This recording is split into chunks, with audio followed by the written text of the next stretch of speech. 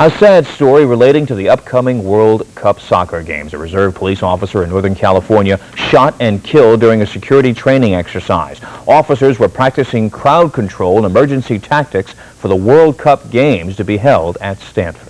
Well, police in the Southland, here in the Southland, are also preparing for potential violence during next month's World Cup games in Pasadena. Officers are looking for help from law enforcement across the Atlantic who track notorious soccer hooligans and show Southland police what to do. Fox 11's Aidan Pickering has the story. It should have been a sunny holiday weekend in the English seaside resort of Bournemouth. It turned into 3 days of running battles, stone throwing, chanting, arrests, and a bloody nose for English soccer and its supporters. Images like these have led some people to ask what would be the police response to any similar outbreak when the World Cup soccer comes to Southern California. We do have a style that is one of early intervention. For example, if people are throwing something at someone else, we will tend to intervene early on in that behavior to try to interrupt it in order to control the crowd or control the individuals. But what if things get really out of hand? We have certainly had some experience in the recent history of unfortunate outbreaks of behavior. Referring to the LA riots, police don't expect anything remotely similar to that, but between the Pasadena Police Department and the Sheriff's Department, and certainly within the City of Los Angeles Police Department, and the California Highway Patrol, we feel that we have planning in place to deal with the issues that we may encounter. Crowd violence at Fiesta Broadway almost 2 weeks ago revealed one weapon the LAPD is prepared to use against an unruly crowd: rubber bullets. And the LAPD has prepared a special World Cup video to further prepare officers for potential crowd control problems. We must be prepared to handle the victory celebration which gets out of hand and the ugly reaction of disappointed fans.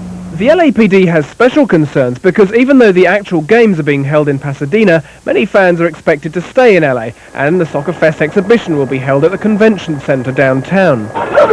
They're not doing nothing! Yet the sort of violence that's inspired such intense preparations in the Southland is now actually the exception rather than the rule at soccer games in Britain.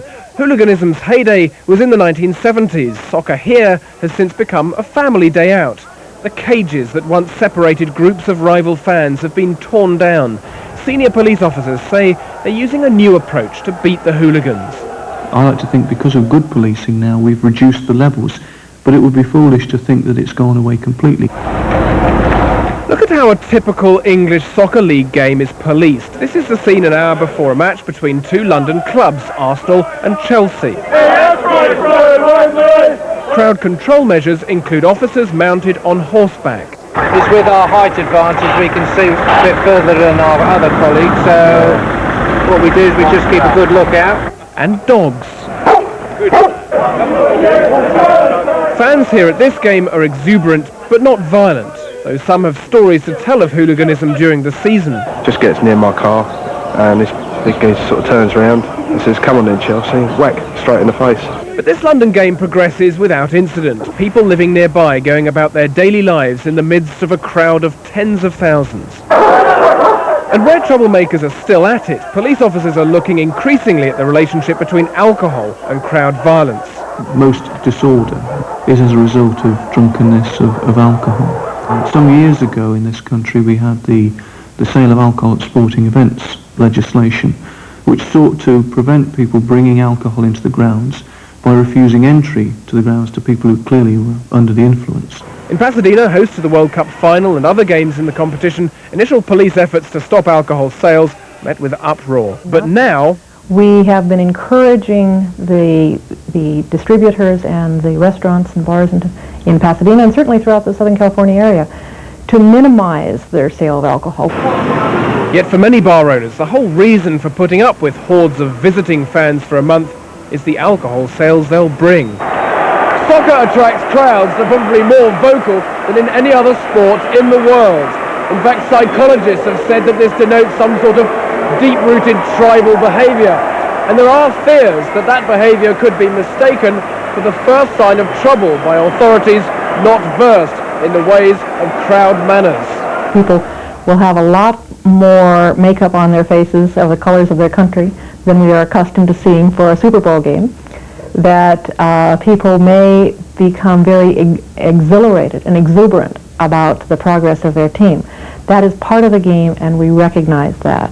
While the police hope the competition proves enjoyable for supporters and residents alike, they say drinking in the streets won't be tolerated and promise to come down hard on anyone who behaves like this or creates scenes like these.